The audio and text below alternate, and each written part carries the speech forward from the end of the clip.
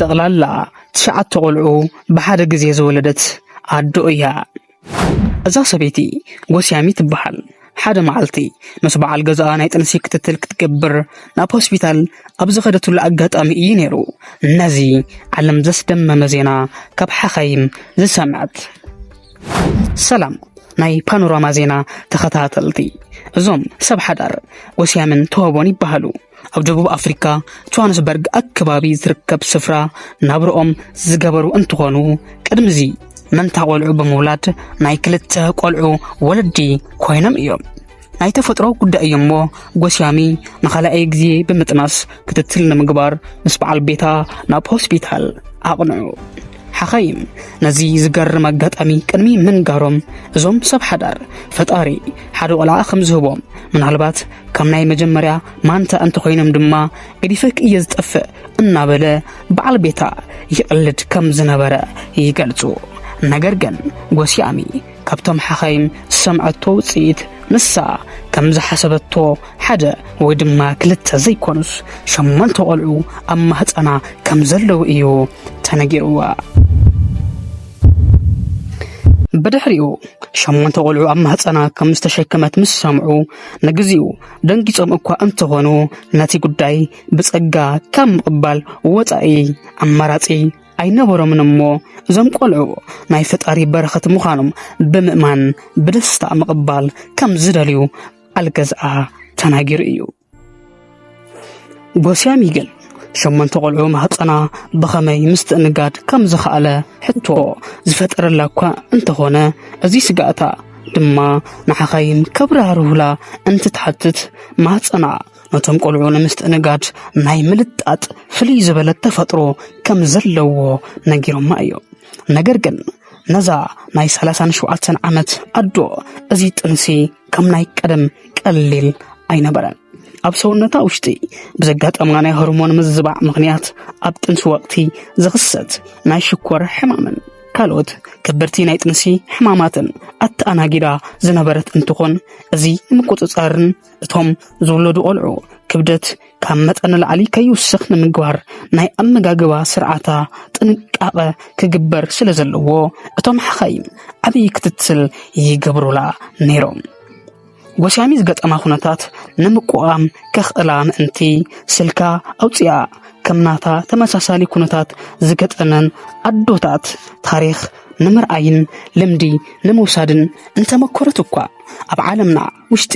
ብሓደ ግዜ ካብ 3 ንላዕሊ ቆልዑ ዝወለዳ ኣዴታት ቁፅሪ ብጣዕሚ ውሑዳት ስለ ዝኾና እኹል መረዳእታ ምርካብ ኣይከኣልትን። በዝኾነ በትግን ናይቲ ጥንሲ ቁፅሪ ብዝወሰኸ መጠን እቲ ጥንሲ ኣብ ዘመዓልቱ ናይ ምውላድ ዕድልን ምስ ካልኦት ፀገማት ናይ ምውላድ ኣጋጣምን ልዕል ዝበለ ከም ዝኾነ ንምርዳእ ዝኽኣለት እንትኸውን እዚ እውን ንዓብዪ ጭንቀት ኣጋሊፅዋ እዩ። በዚ ጭንቀት ምኽንያት እውን ጎስያሚ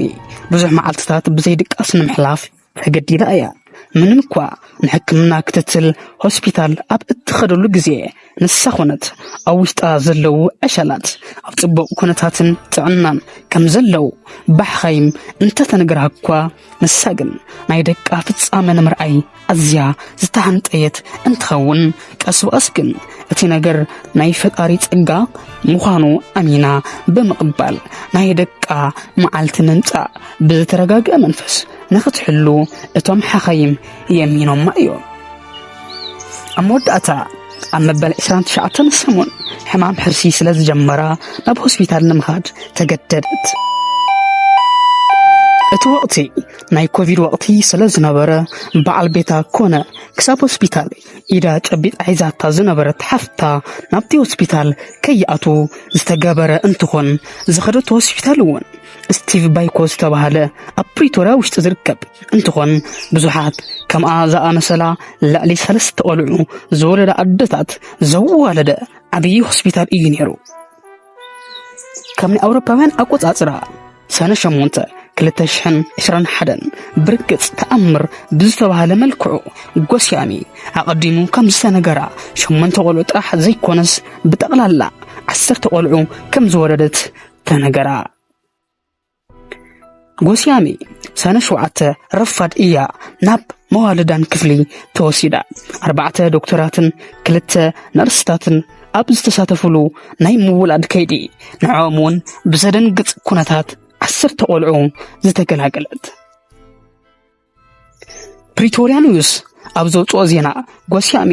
10 ደቃ ዝተገላገለት በኦፕራሲዮን እንትኾን በዓል ገዛ ተሆቦ ከም ዝብሎ ምስ ወለደት ካብ ሰበይቱ ናይ ስልኪ መልእኽቲ ከም ዝበጽሖን 6 ኣወዳትን 3 ደቃ ኣንስትዮን ምግልጋላን ከም ዘብሰረቶ ተናጊሩ እዩ እዙውን ብሓደ ክድመር ከሎ 9 እንትኾኑ ዝተረፈ 10 ቆልዓ ግን ኣብ ማህፀን ብዝግባእ ስለዚ ዓብየ ብሰላም ምውፃእ ኣይከኣለን ተሆቦ ከም ዝበሎ እንተኾይኑ ምንም እኳ በዓል ገዝኡ ብሰላም ምግልጋላ ዝሕጎሶ እንተኾነ እኳ ነቶም ቆልዑ ክሳብ ዝርእዮም ብጣዕሚ ተሃንጥዩ ከም ዝነበረ ተናጊሩ እዩ 8 ቆልዑ እናተጸበዩ ኣብ ጸንሕሉ ውሽጢ ካልእ ተወሳኺ ቆልዓ ምርካቦም ብርግጽ ናይ ፈጣሪ ህያብ ከም ዝኾነን ናቱ ኢድ ከም ዘለዎ ብምግላጽ ንበዓላቶም ከም ዕድለኛታት ከም ዝቆጽሩ ተናጊሩ እዩ ኣብቲ ሰዓት ናይ 41 ዓመት ተሆቦ ሰበይቱን ደቁን ካብ ሆስፒታል ወፂኦም ንምርኣይ ብጣዕሚ ተሃንጥዩ እዩ ነይሩ ከም ዝበሎ ናይ ደቁ ዜና